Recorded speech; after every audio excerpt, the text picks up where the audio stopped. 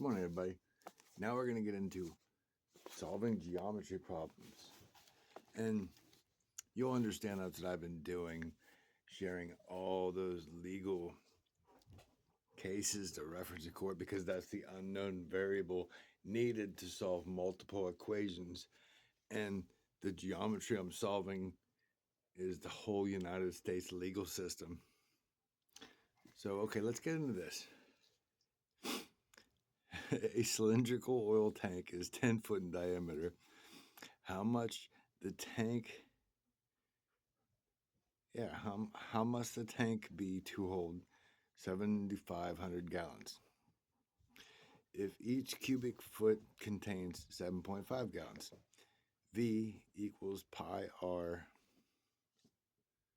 squared h. Verdict. That's why I gave the case to reference in court. Equals pi reference squared and then h, however you want to put it. Like we can put just for fun, hilarious, because it is hilarious. That's how simple it is to do that shit. Because look, we live in the area or the era of like information, dude. If you have a fucking court case, get online, reference that court case with the same shit. Find one that was called bullshit out and exposed online. So you have a court case reference. So they literally just dismiss that shit. If your shit was stolen, do the same thing and reference that to, oh, that has to be investigated to see if it was forged. All you have to do is reference a court case, dude. This is so fucking simple. Like I've been saying this. Why do you think they attacked me and put me in jail and put me on psych meds and all this bullshit? Because I said all this shit. Now I'm breaking it down with the math book. What the fuck are you going to do now?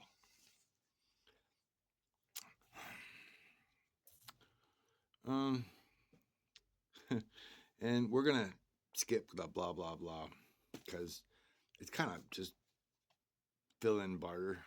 Okay. We're going to get to the pretty much the solution codes, okay? So we'll go down 1/2 long, get no one moves. Okay, well, actually, I'm going to keep going with this because I'll solve this. I'll help you understand first. A city is 30 foot long, 30 foot wide, and 120 foot long. How long must the triangular lot be to cover the same amount of ground of the triangular lot is 40 foot wide? Okay, now, this is the variable they're going to try to put in. Well, that's that case.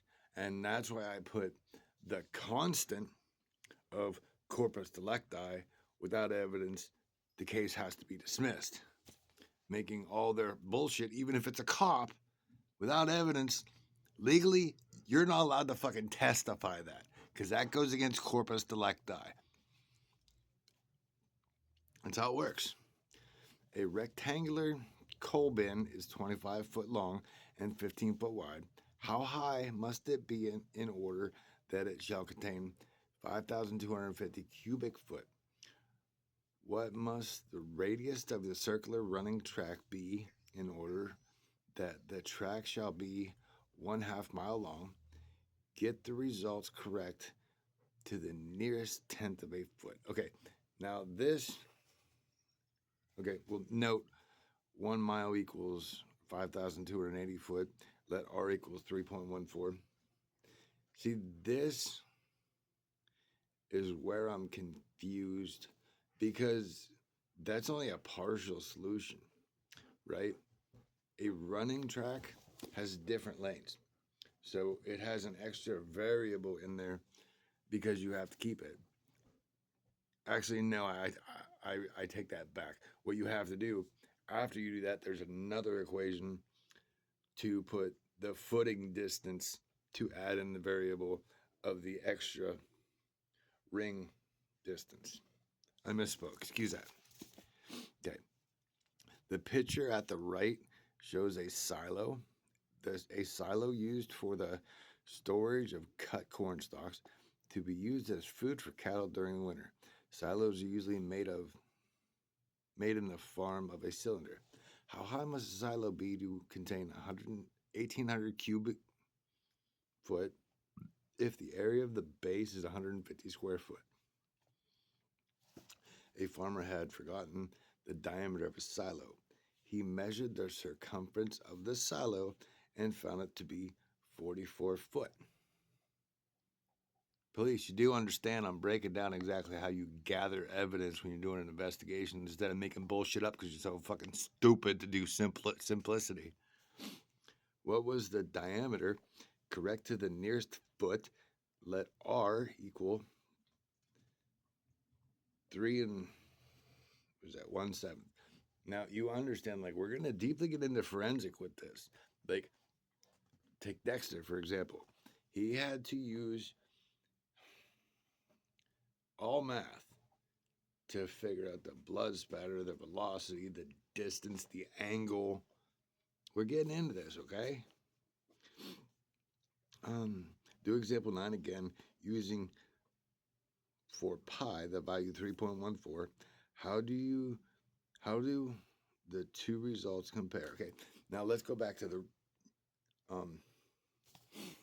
Dexter reference. Okay, pi equals 3.14. So if you're stabbed, you only have 3.1, well, half of a circle to work with, and to get the diameter of the full circle, you figure out where the person was standing.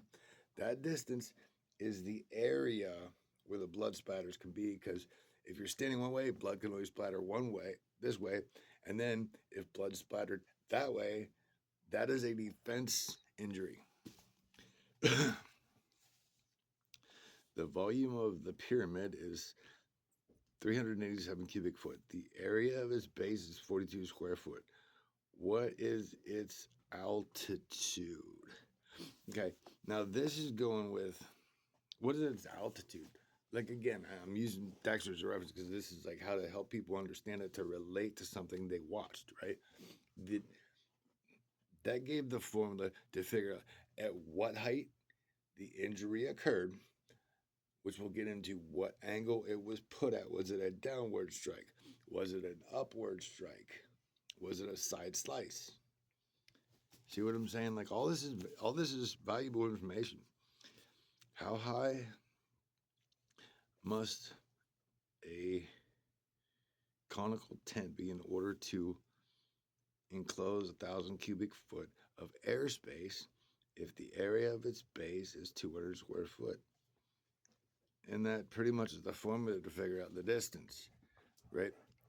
You have to do the math. Like, if the heart's pumping at this much pressure, when you cut somebody, you have to do the math and add in the strike force to understand how far the blood projects.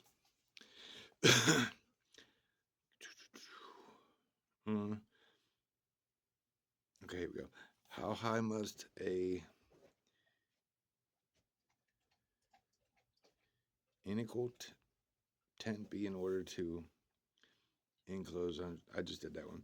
What is the slant height of a course of the circumference of its base at 88 foot, and the area of the lateral surface of the cone is 792 square foot? Well, that's literally telling you, like, the victim is this high. So if they're this high, how much extra space does that have for the splatter? Because gravity has to work, and gravity works. It travels this far, going this velocity. It drops this much, giving you this much distance. Okay. Note, use the formula S equals 1/2 C I believe it is, where I, this slant height. And see, that's literally the formula for, dude, this is like forensic science I'm breaking down here. S, the slice is 1/4 or 1/2 CI. See, circumference of the blood.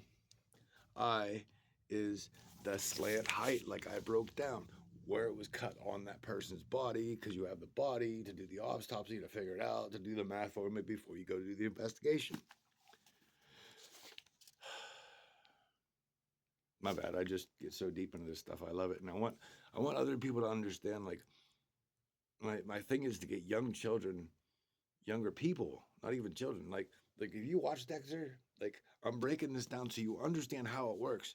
Because if you're that interested in it and you follow that show, maybe that purpose is because that's what you should do.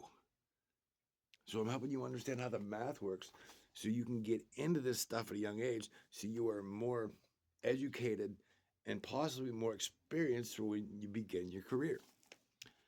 Enjoy your day, everybody.